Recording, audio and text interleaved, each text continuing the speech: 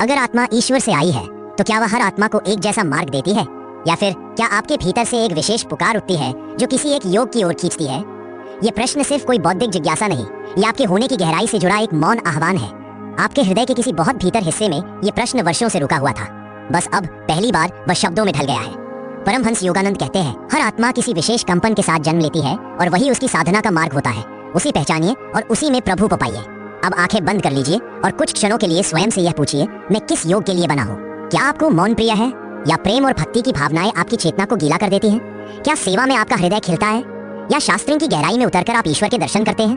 ये सिर्फ आपकी पसंद नहीं है, ये संकेत है आत्मा के मूल योग के। बहुत बार जीवन हमें उस दिशा में ले जाता है जहाँ सब जा रहे होते हैं, पर हम कभी नहीं पूछते क्या ये मार्ग मेरे लिए है। शायद इसीलिए साधना संघर्ष बन जाती है। ध्यान में बैठते हैं पर मन नहीं टिकता, भजन गाते हैं लेकिन हृदय नहीं भीगता, सेवा करते हैं पर भीतर की खालीपन ज्यों की त्यों रहती है। क्यों? क्योंकि हम वह कर रहे हैं जो शुभ माना जाता है, लेकिन नहीं कर रहे जो स्वाभाविक है। योगानंद जी कहते हैं, सच्ची साधना तब जन्म लेती है जब आत्मा अपने स्वाभाविक मार्ग पर चलती है। कल्पना कीजिए, एक नदी जो पहाड़ों से निकलकर समंदर की ओर बहती है, उसे कोई सिखाता नहीं कि कहाँ जाना है, वह बस बहती है क्योंकि उसे पता है उसका धर्म क्या है। वह उस दिशा में नहीं जाती जहाँ लोग चाहते हैं, बल्कि उस दिशा में जहाँ उसकी प्रकृति उसे खींचती है। ऐसे ही आपकी आत्मा भी किसी एक योग की ओर सहज बहाव रखती है। आपको बस सुनना है उस मौन बहाव की ध्वनि को। अब आइए आत्मा के 4 यौगिक रूपों की ओर चलें, नहीं उन्हें परिभाषित करने नहीं, बल्कि अनुभव करने। पहला है ध्यान योग। शायद आप ऐसे हैं जो भीड़ में भी मौन खोजते हैं, जिन्हें अकेलापन बोझ नहीं बल्कि एक वरदान लगता है, जिन्हें ध्यान करना सिखाना नहीं पड़ता, बस समय और शांति दीजिए, वो स्वयं ही अपने भीतर उतर जाएंगे। आपकी आत्मा शायद ध्यान के संगीत से बनी है। दूसरा है भक्ति योग। अगर किसी मंदिर में आरती की ध्वनि सुनकर आपकी आंखें भर आती है, अगर कोई संत की वाणी आपके भीतर बिजली की तरह दौड़ जाती है, अगर प्रभु शब्द सुनकर हृदय गहराई से कांपता है, तो शायद आपकी आत्मा प्रेम की तरंगों में बहकर ईश्वर की ओर बढ़ना चाहती है। तीसरा है कर्म योग। क्या आप स्थिर बैठ नहीं सकते? क्या जब तक आप किसी की मदद न कर ले आपको चैन नहीं मिलता? क्या आपके हाथों से प्रभु की सेवा होती है और आपको लगता है प्रभु मेरे भीतर से काम कर रहे हैं? तो शायद आपके भीतर कर्म योग की अग्नि जल रही है। और चौथा है ज्ञान योग। कुछ आत्माएं तर्क में, विवेक में, प्रश्नों में और मौन उत्तरों में ईश्वर को खोजती है, और मौन उत्तरों में ईश्वर को खोजती है। आपके लिए ईश्वर एक जिज्ञासा नहीं, एक तत्व है जिसे आप जानना चाहते हैं, न कि केवल मानना। चारों योग, ध्यान, भक्ति, कर्म, ज्ञान, ये अलग अलग रास्ते नहीं है, बल्कि आत्मा के लिए 4 प्रकार की खिड़कियां हैं। आपकी आत्मा शायद एक विशेष दिशा में बनी है, पर अंततः वही सत्य सब मार्गों के अंत में उपस्थित है। प्रश्न यह नहीं है कि कौन सा योग श्रेष्ठ है, प्रश्न यह है आपकी आत्मा किस योग में खिलती है। अब एक अभ्यास कीजिए, शांत होकर एक गहरी सांस लीजिए और पिछले 1 वर्ष की याद कीजिए। कब ऐसा क्षण आया था जब आपने भीतर से सबसे अधिक संतोष, सबसे अधिक आनंद और सबसे अधिक जुड़ाव महसूस किया था? वह क्षण आपके लिए केवल एक भावनात्मक घटना नहीं थी, वह आपकी आत्मा का संकेत था। उसने कहा, यही है वह मार्ग, यही है वह योग जिससे मैं बनी हूँ। कई बार हम इस संकेत को बचपन में ही अनुभव कर लेते हैं। कुछ बच्चों को अकेले में बैठना अच्छा लगता है, कुछ को मूर्ति के सामने हाथ जोड़ना, कुछ को माँ पापा के लिए पानी लाना, और कुछ को किताबों में खो जाना। समाज उन्हें शांत, भावुक, जिम्मेदार या बुद्धिमान कहता है, पर योगानंद जी कहते हैं ये शब्द नहीं, आत्मा की प्रारंभिक अभिव्यक्तियां हैं, उन्हें अनदेखा मत कीजिए। अगर आपने अपने योग को पहचाना तो साधना जीवन बन जाएगी।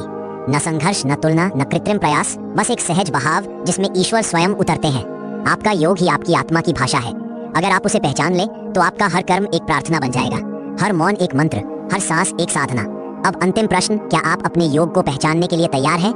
यदि हाँ, तो ये वीडियो आपके लिए एक संकेत नहीं, एक शुरुआत है। अब जब आप अपने भीतर की ओर यात्रा कर चुके हैं, तो अगला चरण है अपने पहचाने गए योग को जीना और उसे धीरे धीरे अपने जीवन के हर पहलू में समाहित करना।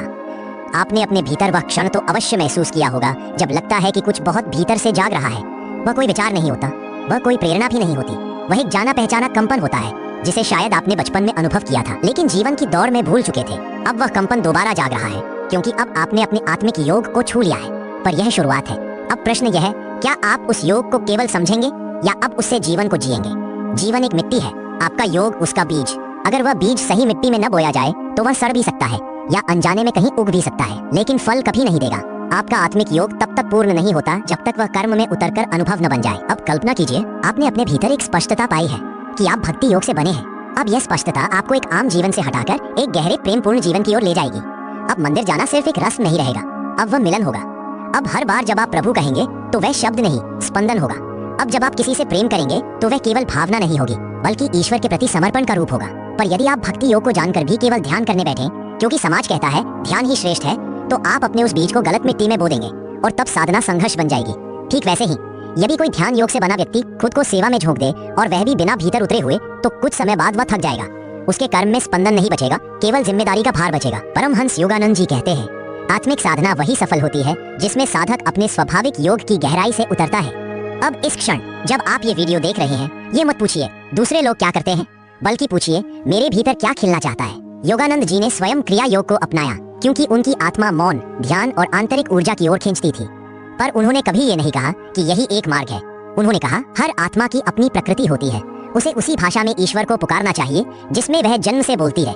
अब जीवन के अलग अलग हिस्सों में आप इस योग को कैसे जी सकते हैं? मान लीजिए आप कर्म योग से बने हैं, तो हर कार्य में ध्यान कैसे जोड़ें? हर सेवा में भक्ति कैसे उतरे? हर भाग दौड़ में मौन की जगह कैसे बनाएं?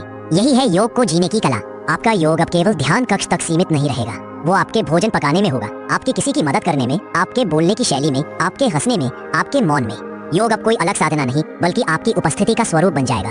आप किसी से मिलेंगे और बिना बोले आपकी उपस्थिति उन्हें छू जाएगी। क्यों? क्योंकि अब आप उस ऊर्जा से भरे हुए होंगे जिससे आपकी आत्मा बनी है। यह बहुत सूक्ष्म है, यह कोई ध्वनि नहीं करता, यह प्रचार नहीं मांगता, यह एक दिए की तरह जलता है, शांत, सधा हुआ भीतर से। और धीरे धीरे आप स्वयं ईश्वर का एक जीवन प्रतिरूप बन जाते हैं। पर यह सब तभी होगा जब आप अपने योग को सिर्फ सिद्धांत नहीं बल्कि सांस बना लें। अब एक आत्मीय दृश्य सामने आता है। एक वृद्ध महिला जो वर्षों से किसी सेवा संस्था में खाना बना रही है। किसी ने उनसे पूछा, क्या ये सेवा आपको थका नहीं देती? उन्होंने उत्तर दिया, जब मैं किसी के लिए रोटी बेलती हूँ तो मुझे लगता है जैसे मैं ईश्वर को अर्पित कर रही हूँ। मुझे नहीं पता मैं ध्यान योगी हूँ या भक्त, पर इस रसोई में मुझे प्रभु मिलते हैं। ये वही क्षण है जहाँ योग कर्म में बदलता है और कर्म योग में विलीन हो जाता है। शायद आप भी अपने जीवन में किसी ऐसे ही स्थान पर पहुंच चुके हैं जहाँ आप जान गए हैं कि अब जीवन को अपने योग के रंग में रंगना है। इसका अर्थ ये नहीं कि आप सन्यासी बन जाएं, बल्कि इसका अर्थ है अब आप अपने भीतर से जीवित रहें। जीवन का हर कार्य, आपका चलना, बोलना, देना, सुनना, आपके योग की पहचान बन जाए। यह कोई प्रयास नहीं होगा, यह तो आपकी आत्मा की स्वाभाविक चाल होगी। अब जब आप अगली बार ध्यान करें या किसी की सेवा करें या कोई ग्रंथ पढ़ें या सिर्फ एकांत में बैठें, तो पहले यह पूछें, क्या यह वह है जो मेरी आत्मा करना चाहती है? अगर उत्तर हाँ हो तो समझिए आप ईश्वर की ओर चल पड़े हैं। अब आप किसी और के मार्ग पर नहीं बल्कि अपने ही मार्ग पर चल रहे हैं। और यही सबसे बड़ा संतोष है, क्योंकि ईश्वर तक पहुंचने का रास्ता कोई बाहर से नहीं आता, वह तो आपकी आत्मा से ही शुरू होता है। आपने अपने योग को पहचान लिया है, अब समय है उसे अपने जीवन की धड़कन बना लेने का। आप कभी किसी शांत झील के किनारे बैठे हैं जहां हवा की गति इतनी धीमी होती है कि आप अपनी ही सांसों को सुन सकते हैं, जहां समय रुक सा जाता है और आपका मैं अपने ही भीतर विलीन हो जाता है। वही अनुभव अब आपकी आत्मा को होने लगा है, क्योंकि आपने केवल अपने योग को जाना नहीं, अब आप उसे जी रहे हैं। अब योग कोई अभ्यास नहीं, आपकी चेतना का केंद्र बन चुका है। आप ध्यान कर रहे हैं या सेवा कर रहे हैं या ज्ञान ग्रंथ पढ़ रहे हैं या मंदिर में भजन गा रहे हैं, पर अब ये सब कुछ आपकी आत्मा की भाषा बन चुका है। अब आप किसी और के कहने पर नहीं चलते, अब आपके भीतर ही ईश्वर की पुकार है। आपके कदम स्थिर हो गए हैं, क्योंकि अब रास्ता बाहर नहीं आपके भीतर से चल रहा है। एक साधक के जीवन में सबसे बड़ा क्षण वह होता है जब उसे पहली बार यह महसूस होता है कि मैं अकेला नहीं हूँ, कोई भीतर से मेरा मार्गदर्शन कर रहा है।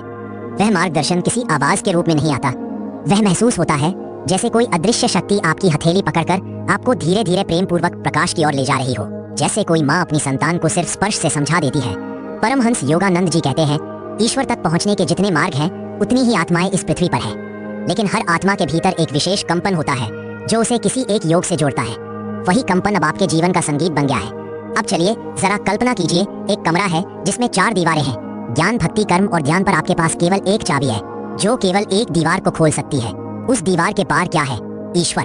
अब यदि आप अपनी चाबी किसी गलत दीवार पर लगाएंगे तो आप आजीवन संघर्ष करते रहेंगे, पर जैसे ही आप सही दीवार पर चाबी लगाते हैं दरवाजा खुल जाता है। आपका योग वही चाबी है। जिस दिन आप इसे सही दरवाजे पर लगाते हैं आपको भीतर से एक कंपन होगा, एक शांति उतरेगी जो शब्दों से परे होगी, और आप जानेंगे अब मैं सही मार्ग पर हूँ। आपके चेहरे पर तेज होगा, क्योंकि अब आपके कार्य, आपकी साधना, आपका मौन, सब कुछ एक समर्पित ऊर्जा से भरे होंगे। लोग पूछेंगे आपके भीतर ये शांति कहाँ से आई, और आप मुस्कुरा देंगे, क्योंकि आप उन्हें बता नहीं पाएंगे, आप केवल अनुभव करा सकते हैं। क्योंकि सत्य वही होता है जो बोला नहीं जाता बल्कि जिया जाता है। अब आपका जीवन योग की एक जीवंत छवि बन चुका है, एक संतुलन जहाँ ज्ञान भी है, भक्ति भी है, कर्म भी है और ध्यान भी, लेकिन केंद्र में है आपकी आत्मा का स्वाभाविक योग। अब जब आप दूसरों की मदद करते हैं तो आप करने वाले नहीं होते। अब जब आप ध्यान करते हैं तो आप साधक नहीं साक्षी होते हैं। अब जब आप प्रेम करते हैं तो आप किसी को पकड़ने नहीं बल्कि स्वतंत्र करने के लिए प्रेम करते हैं। आप योग को साधने की कोशिश नहीं कर रहे, अब योग ही आपको साध रहा है। और एक दिन अचानक आप अपने भीतर उस दिव्य क्षण को अनुभव करेंगे जहाँ करने वाला, कर्म और किया गया तीनों एक ही ऊर्जा में विलीन हो जाएंगे। योगानंद जी कहते हैं, जब साधना और साधक एक हो जाते हैं तो ईश्वर प्रकट हो जाता है। वह ईश्वर किसी मूर्ति में नहीं, वह ईश्वर आपकी चेतना में प्रकट होता है। अब आपकी आत्मा केवल परमात्मा को ढूंढ नहीं रही, अब वह उसे जी रही है। अब हर दिन, हर क्षण आपका जीवन ईश्वर की साधना बन चुका है। और अंत में कोई पूछता है आपसे, क्या आपने ईश्वर को पाया? और आप धीमे से उत्तर देते हैं, मैं अब अलग नहीं रहा, मैं उसी से बना हूँ।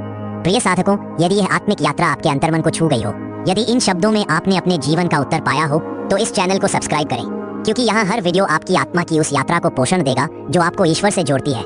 यहाँ कोई प्रचार नहीं, कोई शोर नहीं, सिर्फ एकांत की आवाज है जो आपसे कहती है, आप जिस योग से बने हैं उसे जीना मत भूलिए। आपका आत्म मार्ग ही आपका ईश्वर मार्ग है। आभार और प्रेम सहित आपका आध्यात्मिक साथी।